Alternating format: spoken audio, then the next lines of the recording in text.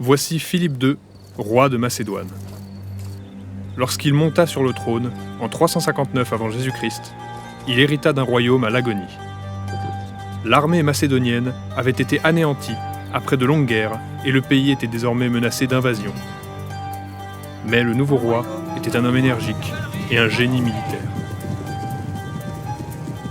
Après avoir stabilisé la Macédoine par des réformes politiques, il entreprit de la doter d'une formidable armée. Il commença par changer l'équipement de ses fantassins en allégeant leurs armures et en remplaçant leurs courtes lances par de gigantesques pics de 5 mètres de long appelés saris.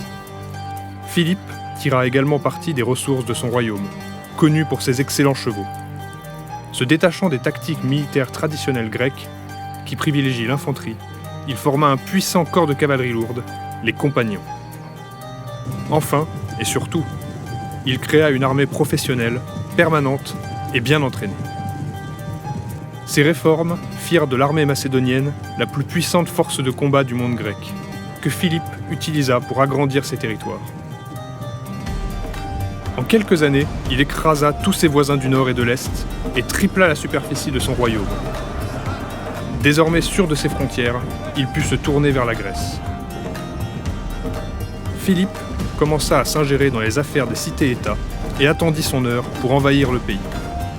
L'occasion se présenta en 339 avant Jésus-Christ.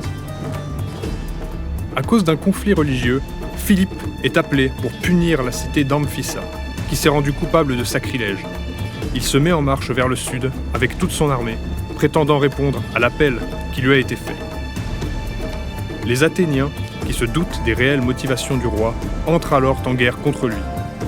Il rallie une multitude de cités affolées par l'arrivée de l'armée macédonienne et parviennent même à faire la paix avec leur rival de toujours, Thèbes, qui intègre leur coalition.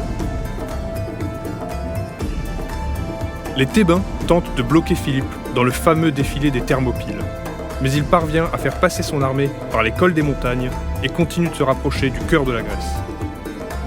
Après une année de manœuvres, au cours de laquelle les Macédoniens s'emparent de quelques villes, les coalisés parviennent à bloquer Philippe et le poussent dans une bataille générale sur la plaine de Chéronée.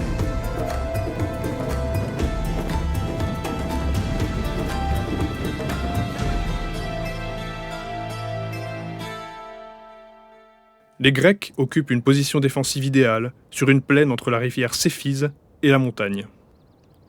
Leur aile gauche est constituée des 10 000 Athéniens qui se sont déployés sur des hauteurs. À droite, contre la rivière, sont massés les 12 000 soldats thébains, parmi lesquels se trouve, à l'extrémité de la ligne, le bataillon sacré. Cette unité est réputée pour sa férocité et son excellence au combat. C'est la seule unité permanente des cités grecques. Philippe, qui avait été otage de Thèbes pendant sa jeunesse, s'en est inspiré pour reformer son armée. Le centre de la ligne grecque est formé par les troupes des cités mineures de l'Alliance, au nombre de 8000. Sur les ailes sont positionnés les quelques 1400 cavaliers qu'Athènes et Thèbes ont pu assembler. En arrière, 5000 soldats légers mercenaires sont gardés en réserve. L'armée grecque compte à peu près 35 000 soldats, légèrement plus que les Macédoniens, qui ne sont que 32 000. Face aux Athéniens, Philippe a déployé son infanterie d'élite, les 3000 hypaspistes, sous son commandement direct. Au centre, sa phalange est déployée en ordre oblique, une tactique inventée par les Thébains, que Philippe, là encore, a apprise au cours de sa captivité.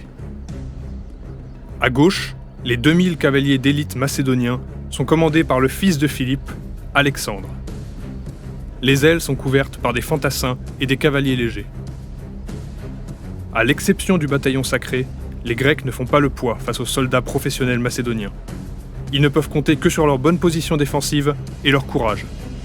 Ils doivent résister à l'assaut de Philippe, où plus rien ne l'empêchera d'envahir toute la Grèce et de mettre fin à des siècles d'indépendance.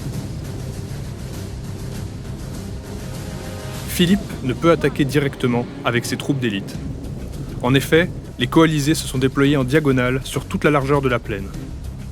Attaquer leur aile droite reviendrait à exposer son centre à une contre-attaque directe.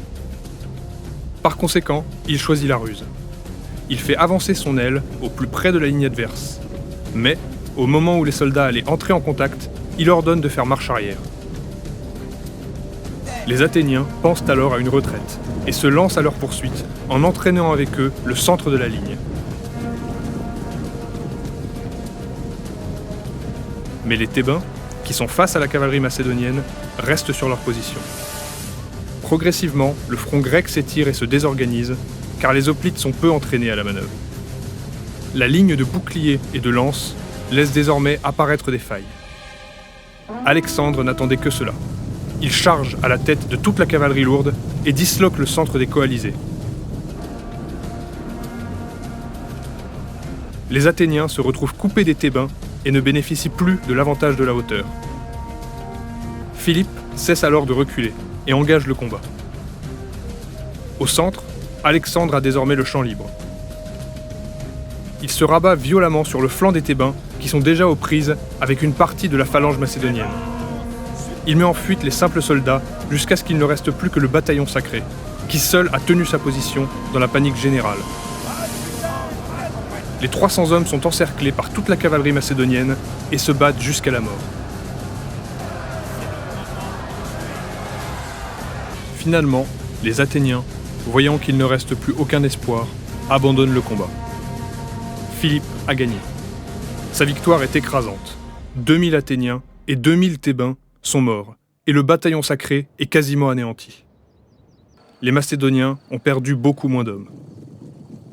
Après cette bataille, tout a changé pour la Grèce. Philippe est en mesure d'imposer la paix à toutes les cités d'un coup. Il les force à intégrer la Ligue de Corinthe, qu'il domine totalement. Pour la première fois de l'histoire, la Grèce est unie sous le joug de la Macédoine. Mais Philippe n'est pas rassasié.